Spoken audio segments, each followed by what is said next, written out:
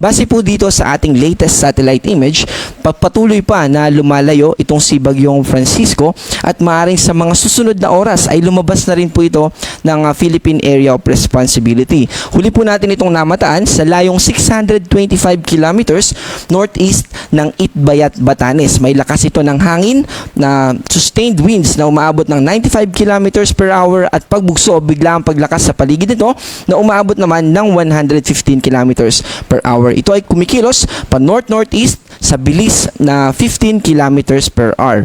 Bahagya nga po itong bumilis as compared dun sa kanyang pagkilos kahapon na kung saan ay from 10 kilometers per hour, ito ay 15 kilometers per hour na.